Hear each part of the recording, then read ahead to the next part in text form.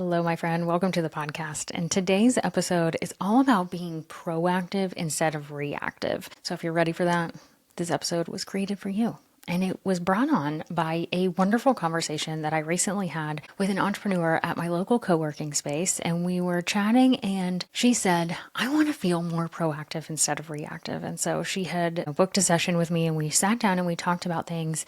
And I thought, oh my gosh, I've got to record a podcast episode about this because I know so many of us get in that feeling of things are great. Like in her business, she had a great year back in 2025, but she was feeling scattered. She was feeling overwhelmed and she knew something had to change. So we really went back to the basics, and that's what I found myself doing with her. And I thought this is such a great conversation to bring to the podcast because maybe you need to take it down to the basics, or maybe you've never heard these things before that I'm referring to as basics. And that's something that I have to remember all the time is that, yes, I feel like a broken record saying the same thing, but it may be the first time you've ever heard this. And so I just want to make sure I'm really clear. Like I'm saying it's the basics, but it's the basics to like the foundational things that help you move things forward and feel proactive. But if this is the first time you're hearing this, please do not beat yourself up or think like, oh my gosh, I should have known. No, you don't know until you know, right? So it's really okay. And that was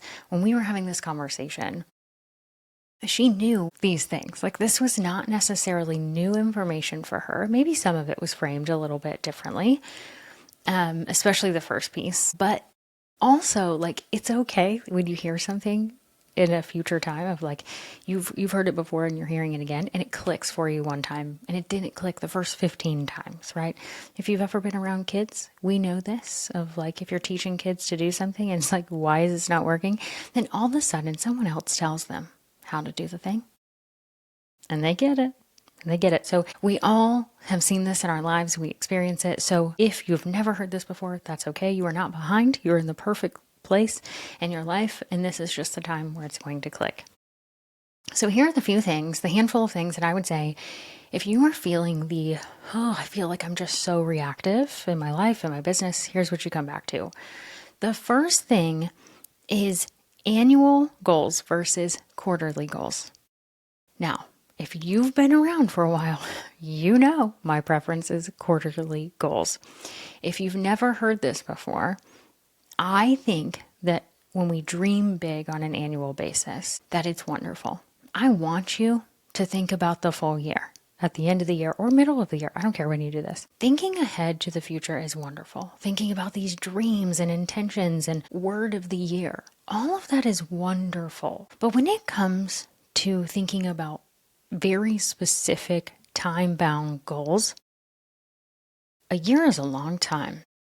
And I don't know about you, but my life circumstances change quite a few times in a year. So many things can change in a year. It's just really difficult. And I'll say this especially for entrepreneurs, extra especially early on entrepreneurs. Like if you're in the first handful of years of your business, looking at a year is like an eternity, right? You want to think about this in smaller chunks. So think about 90-day goals. It's just a better way of approaching it. And so you can feel more proactive when you have a smaller time frame. And so there are several resources that I have that I can guide you on that. I'm not going to go through the process on this podcast episode. But in episode 56, I talk about my goal design process. I also have a DIY masterclass and I have a goal design session. All of this is on my website. Go to amandamckinney.com/work with me. And you can find all of that. The podcast episode, obviously you find on your podcast app. It's episode 56. And I walk through the process. I'm not gatekeeping here. I'm just giving you the tools you need. So find whatever level of support you would prefer. If you are like, I want to know more about this whole 90-day goal thing, go to the goal design process. And I'm saying goal design very intentionally because people set goals all the time and they forget them. It's like you set down a cup on a table and you walk away from it. And so I have a goal design process that helps you not forget the things. And it's all about 90 days. So go find that resource if you're feeling like you need to like reassess that. And so design those goals or reassess them. That's the first step of the basics of like, if you're feeling overwhelmed, if you're feeling like you're reactive, anchor yourself in those 90-day goals. Then what you want to do is break those goals down. So when I was sitting with her and we were talking about 90-day goals, and again, she had a great revenue year. Everything on paper was like nailing it, right? She was doing amazing, but she felt like she was failing in a few different areas. And so we anchored in on the 90-day goals. And then I said, break these down. So you want to create monthly milestones for yourself.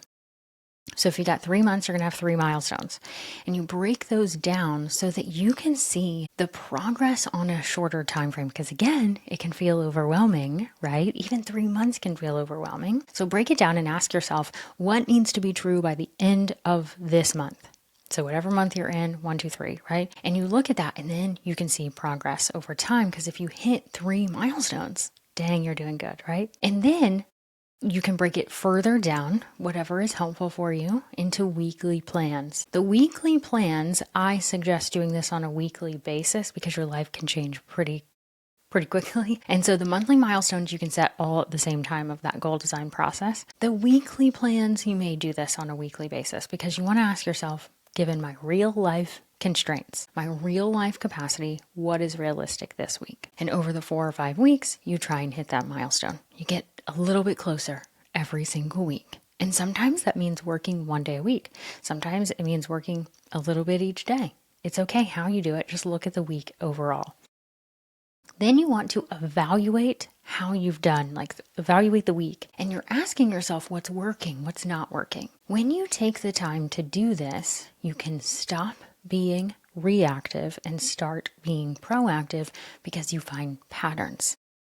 This is something that I really hone in on and I talk about a lot, and I help all of my clients understand those patterns that come up because we think so much is like popping up. And there's things that do pop up in our life. I'm not saying it doesn't. A lot of things are repetitive and we just think they're popping up, but we could really plan for them. So you really want to think about this. So you take the big 90-day goal and you break it down, monthly milestones, weekly plans on a week-by-week basis, and then you do a weekly check-in so that you're seeing those patterns. Another basic, in addition to goals, so all of that was goal related. Another basic that can help you with proactiveness is instead of thinking about decisions, like you're making so many decisions in a day, is thinking about creating policies. And this is something that you will have to do for you, for your life, for your business. I'll give you some examples, but you want to create some policies for yourself. These policies are not on your website. They're not on your Instagram or LinkedIn. If they need to be, of course, put them up there. Like you may have a policy if you're a service provider that is front facing. I'm talking about policies for yourself that you will honor. For example, when I was meeting with her, she said, she was talking about how she gets derailed pretty quickly. She'll think she has her week planned out and she gets derailed. So I knew exactly what it was and I nailed it because I'm not saying I'm smart over here. I'm saying I've seen a pattern with every single client I've ever worked with, including myself, which is we plan our week. We're like, yeah, got it. I know exactly what's coming. And then what is the first thing you do on Monday morning? You look at your freaking email and guess what email is? It's a to-do list from someone else. It derails your week. Of course it does. And we don't think about it, but it does. Or we look at social media and we're derailed in some other way. We allow things to derail our week. We have to take ownership of this. And so I said, create a policy for yourself. If this is realistic, don't lie to yourself, right? If this is realistic, as you say, I will do 1-2 hours, whatever it is, of deep work before I check email on Monday morning. That's it. That's all you're looking for. That is a new policy for yourself. Or maybe you don't have any meetings on Fridays. And so that you can get your admin done because she was feeling really reactive and one of the things she said was I go in early, or no, this was a different client. See, it happens all the time. One client said, I come in at 6 a.m. to the office and I work usually both days of the weekend to try and get ahead because the rest of the day, I'm just reacting to all these things. And I was thinking, I can tell she wants to make that change. So it's all about understanding, how can you create a policy for yourself that will help you get to where you want to go? Maybe you work every single day and you want to work 5 days a week instead of 7. Okay, let's take it down to how many hours are you working on the weekends or whatever your days are? Let's break it down one more hour, one more hour, one more hour. You create these policies that are adjustable, and then you start to realize, oh, I am being more proactive instead of reactive. So it's whatever it is for you. It's protecting your time. It's creating those policies just like you would with any service. So like I'm a coach, right? And I have a policy that I work with people for 3 months at a time. If someone comes to me and says, Amanda, I want to work with you for 1 month, I say no, thank you. I love that you are wanting this type of container and that you know what you want. I have seen that the best results come from 3 months of work or more. And so that is my policy. And there's a reason behind the policy, and it's because I've seen success. And if they don't want to accept that policy, then we're not a good fit for one another. It doesn't mean anything bad about them or me. It's the policy. And it's the policy that I have. That's a front-facing one. Just like for myself, I do not have meetings on Fridays. This is a policy of mine, and it's been great. And every so often, I mean, I jokingly say, like, if Oprah calls, like, I will take that call on a Friday. If she calls and she wants to have it on Friday, it's fine. But that would be an anomaly, right? But typically speaking, I don't have meetings on Fridays, and it's really helped me get the admin work done and the things that I need to do. And it also allows me to have long weekends without rescheduling meetings. So it's really helpful. So just remembering, if you're feeling reactive, think about what policies could you put into place to help you feel more proactive. The other basic that came up in this same meeting was, if something repeats, create a system for it and do everything you can to attach that system to something you're already doing. So there were things that, because she kept saying like, this is popping up, or like this comes up, and I was thinking, well, how can you take that problem? So one of the problems I'll just share was inbound. She has a lot of leads coming in for her business, which is a great problem to have, but it's still a problem, right? So these leads are coming in. Well, her and her business partner are like feeling like whack-a-mole. She actually said that in the meeting. I'm like, I just feel like I'm playing whack-a-mole here. And I was like, okay, you need a system for exactly how to do this. The most important part is that you will use the system, you and your business partner, and you create this system of how the leads come in and how you prioritize them. You won't feel like whack-a-mole anymore. It will be a system. So if something in your business is a repeating thing, create a system that feels right for you.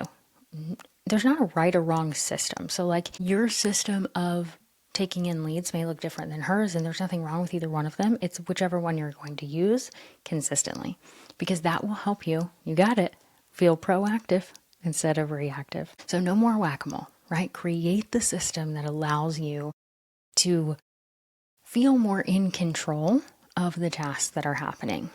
So I went over quite a few basics here, and, attack the one that you're feeling more led to work on. So the first one is goals. Do you have a 90-day focus? If not, please create one, because that's why you feel like you're playing whack-a-mole, because you're trying to do too many things. If you have the 90-day focus, then it's time to look at the actions that are happening, and maybe you need to break those goals down. Maybe you need to think about creating policies in which you can streamline some of these actions and really evaluating the actions. And then maybe once you dig into those actions, you realize, oh, I need to create a system for this. If you realize, oh my gosh, Amanda, I have to do all 3 of those things, start at the top.